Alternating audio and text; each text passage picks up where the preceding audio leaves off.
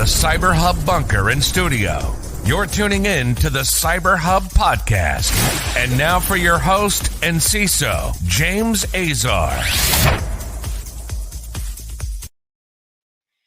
Good morning, security gang. Welcome to another episode of the CyberHub Podcast. Happy Valentine's Day, Wednesday, February 14th, 2024. It's great to be with all of y'all. And no, I didn't surprise my significant other and take her on a nice vacation. I wish I could. I want to. But this year has just been already crazy. 6 weeks into the new year.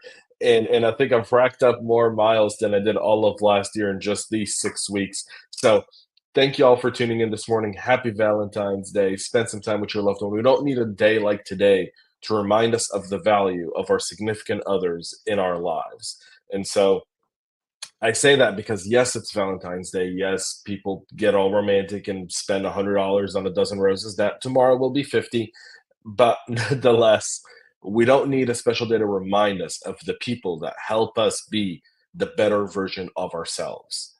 And so with that being said, to everyone celebrating, to everyone honoring the people that you love the most in your life, do that daily and not just on February 14th. Do that daily, because we really are the people in our lives, our significant others, are typically the people who bring out the best version of ourselves. And so with that being said, I'll say, have a great rest of your day. We've got a lot to talk about today. Let's get into the show. But before we do, whenever I travel, it's hard to find a good espresso. If I was like in Italy or Switzerland for that matter, finding an espresso would be as easy as finding a Celsius at a corner store. But that's not the case.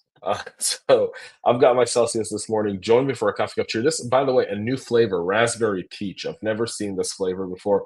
Saw it yesterday. I was like, ooh, got to try it. Trying it with all y'all. First time around. Coffee cup cheers, y'all.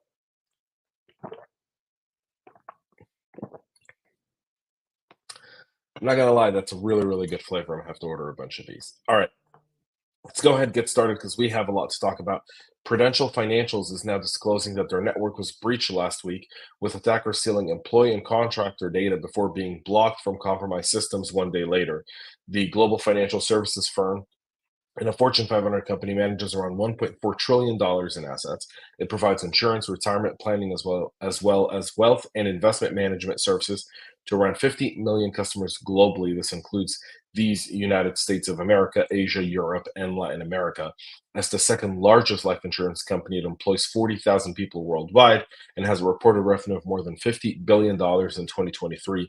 The 8K filed with the SEC yesterday, the company revealed that it had detected the breach on February 5th after attackers gained access to some of its systems one day earlier on February 4th. As of the date of this report, they believe the threat actor, who they suspected to be a cybercrime group, accessed company admin and user data from certain IT systems and a small percentage of the company user account associated with employees and contractors. This is an ongoing investigation.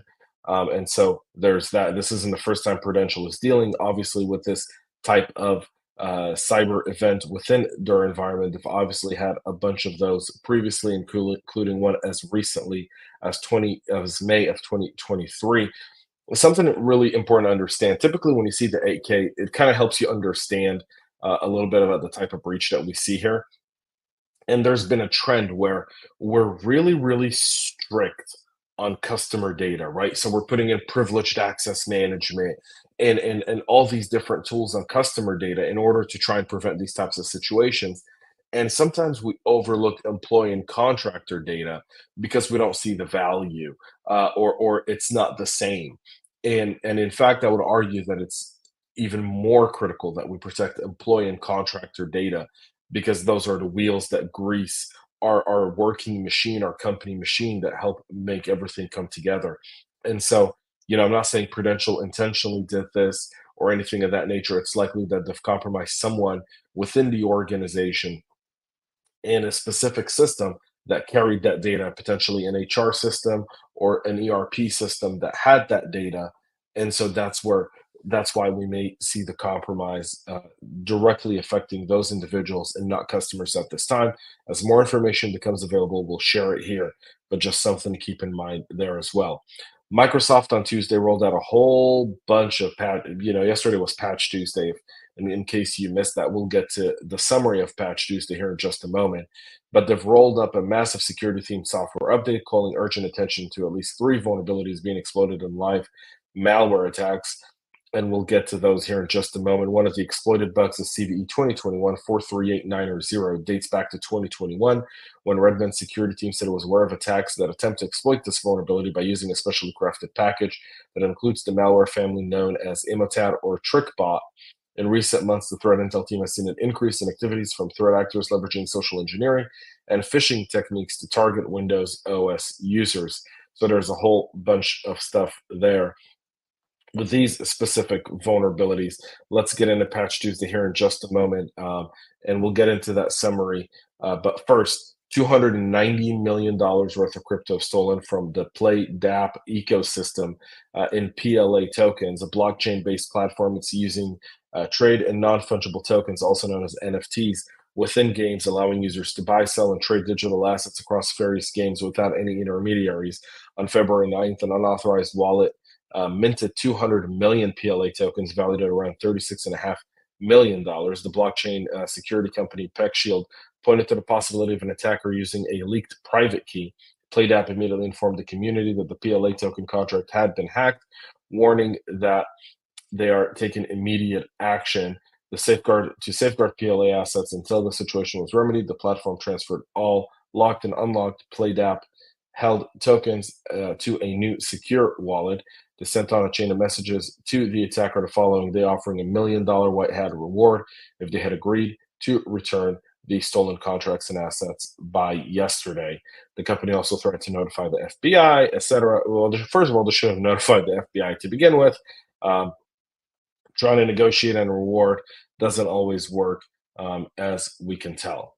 Now, let's get into this Patch Tuesday recap. 73 total flaws, including two actively exploited 0 days for Microsoft. The Patch Tuesday fixes 5 critical vulnerabilities, including a denial of service, remote code execution, information disclosure, and elevation privileges vulnerabilities. The number of bugs in each vulnerability category is 16 elevation of privilege vulnerabilities, 3 security feature bypass vulnerabilities, 30 remote code execution vulnerabilities, 5 information disclosure vulnerabilities, 9 denial of service vulnerabilities, and 10 spoofing vulnerabilities.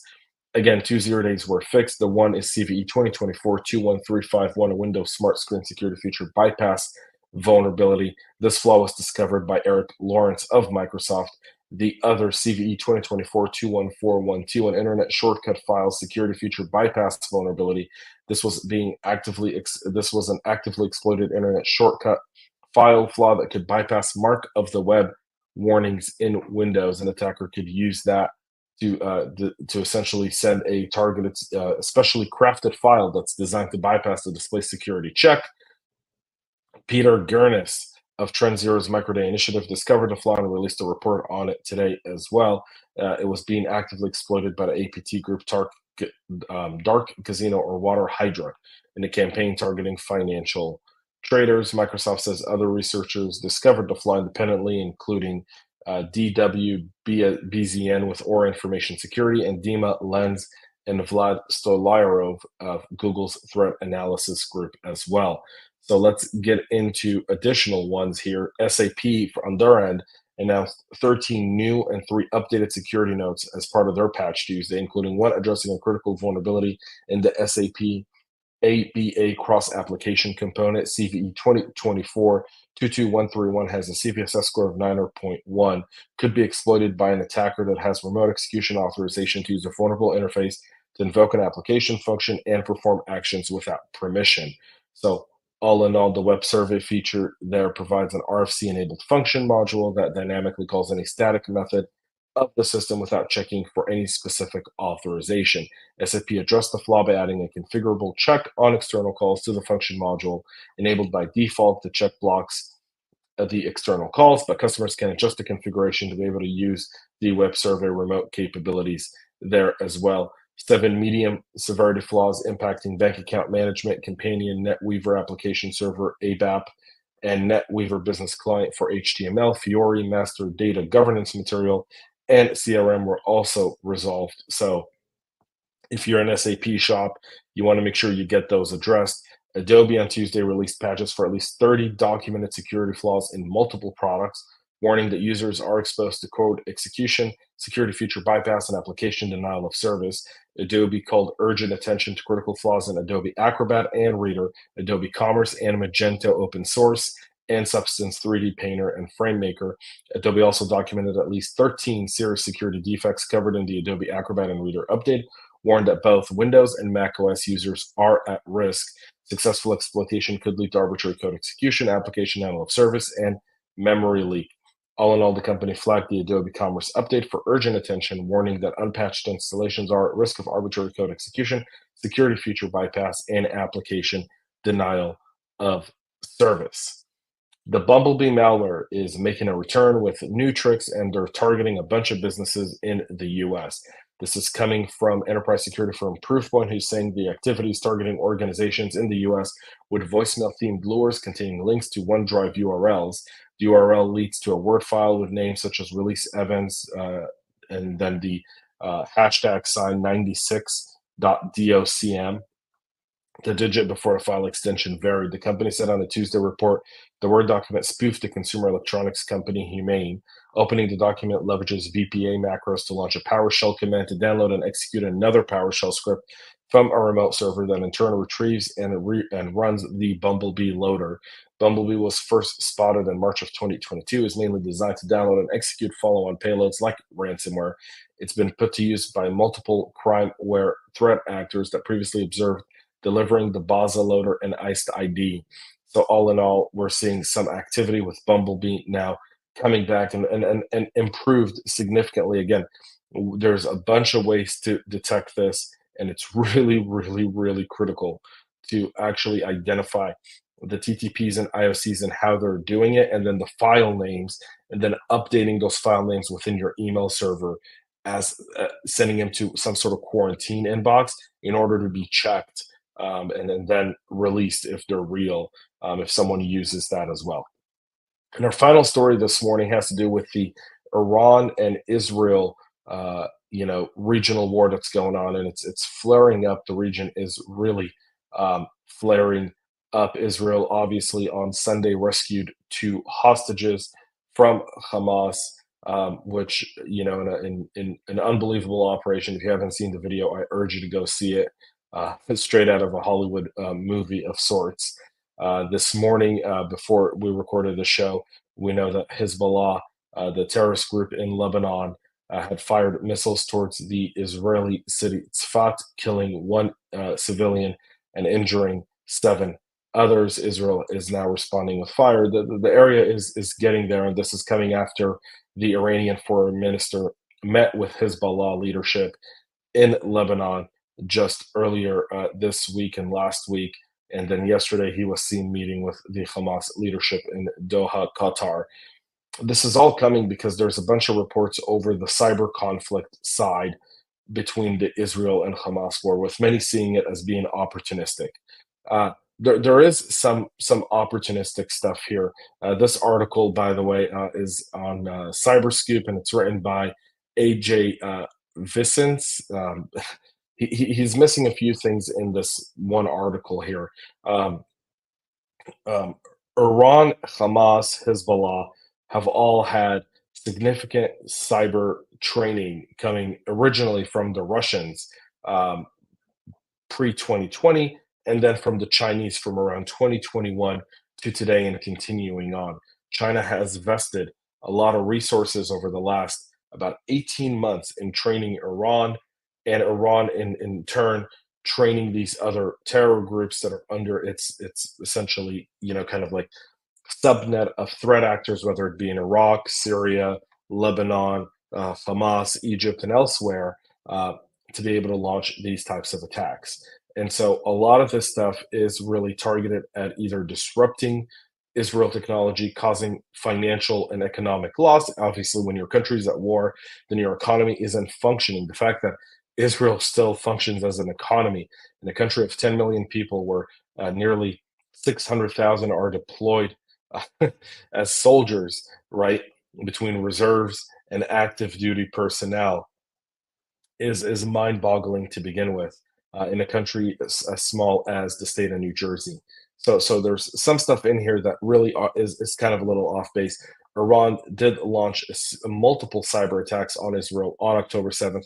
So did Hamas. So did Hezbollah. There were a series of disruptions, including some that have not been confirmed yet, but we've been told by sources we know in Israel that there were some IoT attacks on some of the IoT infrastructure in Israel that was part of the border wall between Gaza and Israel on the morning of the attack. And then in the weeks leading up to it, meaning they were pinging it, and then kind of getting them into some sort of rhythm before actually launching the attack. So there's all of that there as well, kind of something to keep your eye on there, as well as these attacks. Once they make it into the battlefield, they make it into our businesses. That's it for our show this morning. We'll be back tomorrow with a whole lot more. Until then, have a great rest of your day. Happy Valentine's Day. And most importantly, stay cyber safe. We love feedback, so make sure to connect with us on social media and subscribe to our podcast on your favorite podcast listening platform.